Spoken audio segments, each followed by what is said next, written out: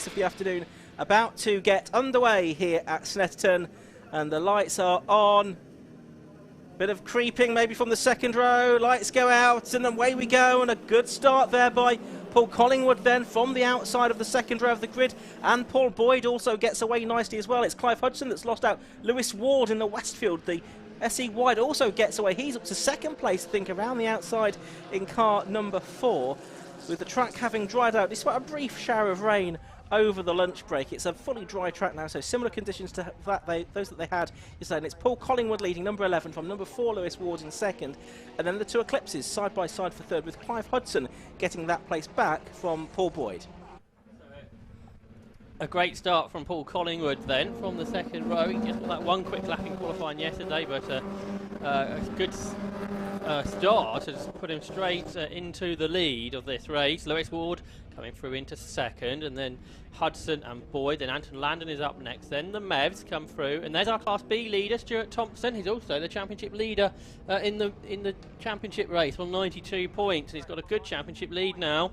But for the race, it's Collingwood versus Ward, down in towards Oggies, the right-handed corner that then takes them up towards Williams and onto the back straight.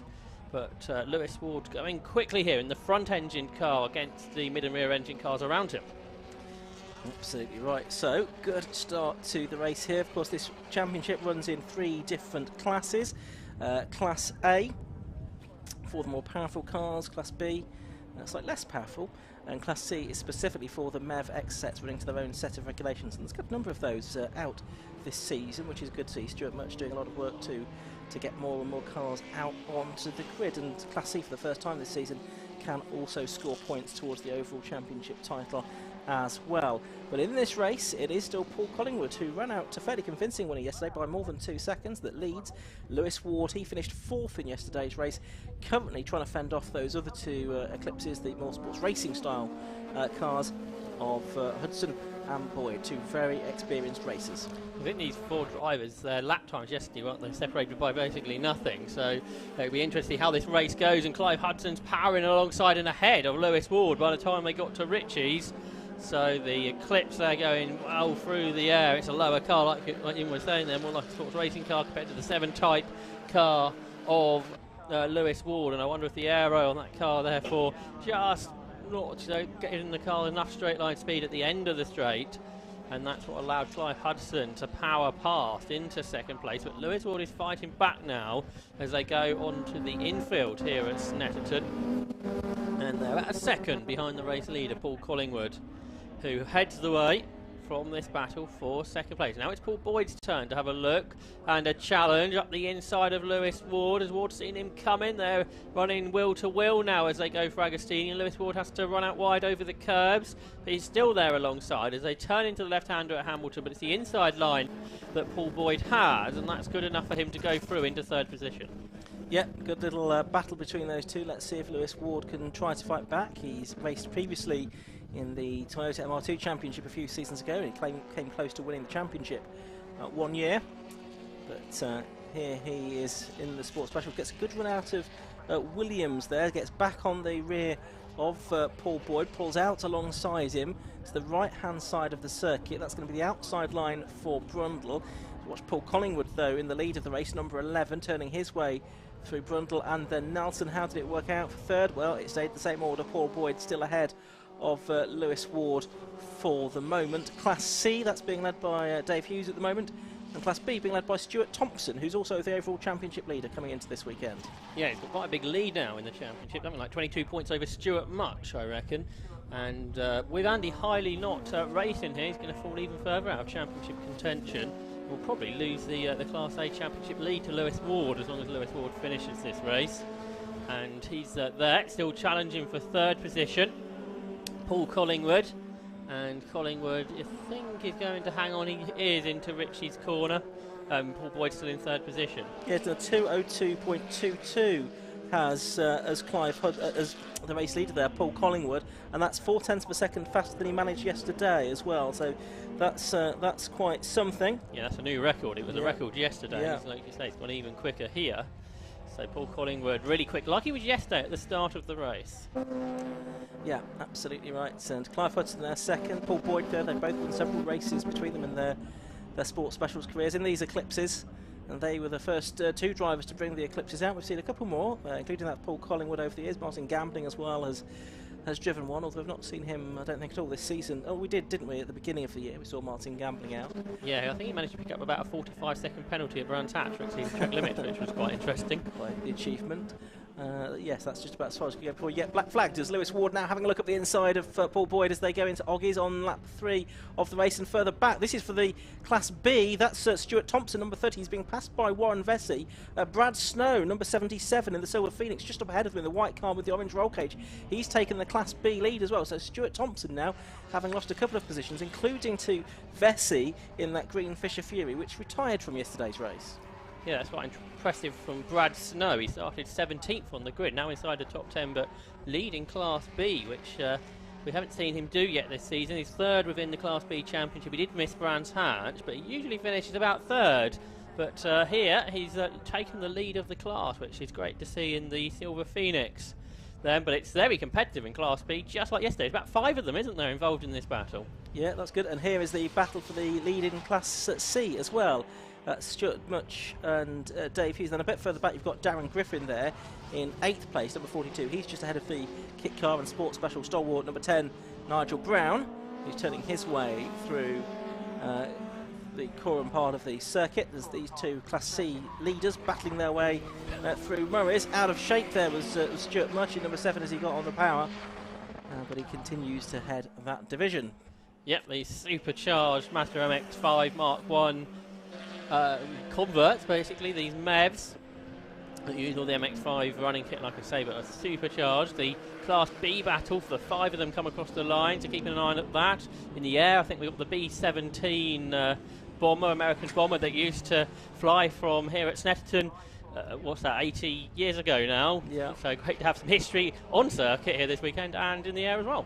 Absolutely shook the commentary box, that, didn't it, as it flew overhead. And that's for the air show at Old Buckingham, just up the road from here. It's not especially for us, no, but we're getting the benefit from it anyway. So there you see 7 and 76, the two leaders in Class C, 6th and 7th overall. They're about 20 seconds now behind the race leader Paul Collingwood, who in turn is 3.5 seconds clear of Clive Hudson. I could see there was only 0.4 per second between the Class B lead as well, Brad Snow and Warren Vesey, so that might be something to look back on again at some point. But there we can see Paul Boyd and the three together now really for 2nd, 3rd and 4th. They look like they're catching Clive Hudson. Yeah, that's right. So Hudson coming under pressure. In the background we saw those 5 Class B cars all involved in their battles. It's so hard here to watch because we've got a battle in all 3 classes. Battle for 2nd in Class A and the battle for the lead in Classes B and C. So we'll try and keep an eye on all of them because this is great stuff from the Sports Specials Championship. Yesterday we got 7 laps in. We might get 8 laps out of this race potentially, so we'll see how we get on. But this battle for 2nd place turns its way down into Murray's. We've Clive Hudson ahead of Paul Boyd, and there's Lewis Ward in the Westfield. They're in 4th position. He's 2nd in the Class A Championship, just 5 points behind Andy Hiley, who we know is a non-starter to this race. Still there, Hudson, still there in 2nd. He's 4th in the Class A Championship, and there's a car off the road. Is that the Class B leader? Brad Snow, isn't it, that's been off the road, I think. So he has been passed by the 65 car of Martin Hayward, who was down in 15th position. So that's a bit of a shame for him. So that's going to give the lead back, we would think, to Warren Vesey within Class B. There go the 2 Class C leaders over the line to complete lap 4, and here's that scrap for 2nd, 3rd and 4th. They're just going to come up to lap Derek Hambley, aren't they, I think, in the number 16 Hambley Coupe. There he is. Yeah, the only closed cockpit car out in this this race, and that car is lapped with ease by the Class A front runners up the inside. But there's that battle continuing now. They've got past 3 seconds behind the leader. They were quicker than Paul Collingwood on that last lap. In yesterday's race, Collingwood started to be caught in the 2nd part of the race, so we'll see if that is replicated here on Sunday of the 750 Motor Club race meeting. Lewis Ward there in 4th, still as they make their way out. There is Collingwood the leader, then 3 seconds clear at the start of the lap 5 of this race, round 8 of the FreakyParts Sports Specials Championship for 2022. And it's Eclipses all on the podium at the moment, but Lewis Ward would like to get there by the end of the race. Yeah, absolutely right.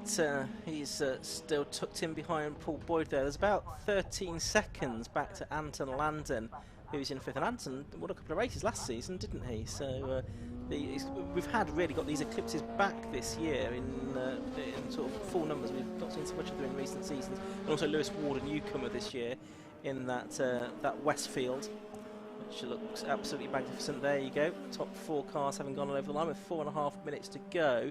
So you probably think we should squeeze 3 more laps out of this, because a lap time is just over 2 minutes in these cars. This is the battle for the class lead, and Warren Vesey has gone off at Nelson there. He's gone straight. Oh, that's bizarre. So he must have had a problem with the car, I would think. So he was just ahead of Stuart Thompson in the MK Indy. They can see Stuart Thompson in the foreground, now under pressure from Andrew Haywood in the number 27 car. That's the Silver Clubman, one of the older cars on the grid, ahead of the 2016 championship winning car. It was in the hands of Matthew Booth, albeit it's been somewhat detuned for Class B running this year. Yeah, it looks like whoever leads Class B has a problem. So Stuart Thompson is there now. I don't know for how much longer, because Andrew Haywood is pulling up to the left-hand side of the circuit, and they're side by side as they go across the line. And Haywood is nosing ahead in the older car, one of the silvers. He's round the outside and goes through ahead of Stuart Thompson. So Thompson's lead lasted just a couple of corners, and also getting involved in that is Adam Cottrell, who did start on pole in the Class B, didn't make such a good start. He's now going on the inside of the other 7 type car and goes through. So Stuart Thompson led, he's now 3rd. He started the lap in 2nd, inherited the lead, and then dropped back once more. Yeah, so this is a good scrap today in Class B, as it was yesterday. And one of the more unusual things about Sports Specials is that the cars can use any Motorsport UK List 1A, 1B or 1C tyre, so there's a different choice of tyres. Class A cars, as we watch Thompson try and get the place back, they have to run from 330 to 350 brake horsepower per tonne.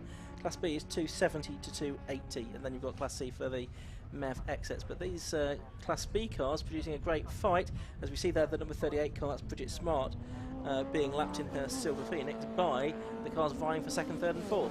Yeah, that battle continues. They got the gap down to 2.4 seconds on the previous lap to the race leader Paul Collingwood, and with 2 laps to go, the gap is now 2.1 seconds, so they're eking towards him, and Paul Boyd is trying to get himself up ahead of Clive Hudson, but that didn't quite work out for Boyd on the inside line. He wasn't quite close enough to make that move, and now he's challenging down towards the hairpin. The line is covered by Clive Hudson. He'd quite like to stay in 2nd position, but if they battle like this, perhaps they won't be able to catch Paul Collingwood, who they've been getting a little bit closer to during the course of this race. Lap number 7. There is Paul Collingwood, the leader.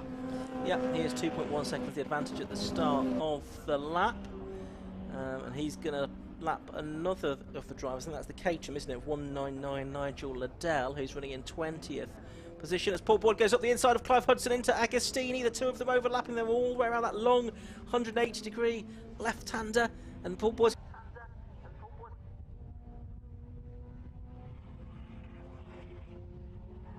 try and get that sorted in a minute, so we don't see how that resolves itself, or do we, Josh, out of the window? But they're still side by side, and on the outside line, Paul Boyd is still trying to get through, I think, and he might do it on the outside line through Williams, and yeah, we can see this now, and they almost leaning on one another, and this could give Lewis Ward the run. It's 3 abreast as they go down the Bentley straight. Absolutely fantastic action from the Sports Specials Championship. Who's going to get under the bridge first? Well, Paul Collingwood obviously is the leader, but for 2nd position it's Boyd on the inside, it's Hudson on the outside, and Paul Boyd has finally got through, but that move took a number of corners for it to pay off.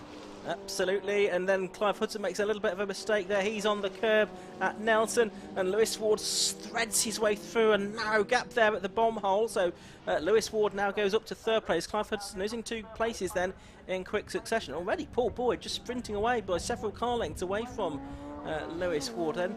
We're going to have the last lap board being hung out now to the race leader Paul Collingwood. Hudson dived back up the inside to get back ahead of Lewis Ward. So that was pretty impressive into Murray's. But whether he's going to have the momentum down the straight, we shall see, because Lewis Ward is drawing back alongside. But by the end of the straight, perhaps it's the error of the cars that allows Clive Hudson back ahead. The lead gap 3.2 seconds going on to the final tour of this Snetterton circuit.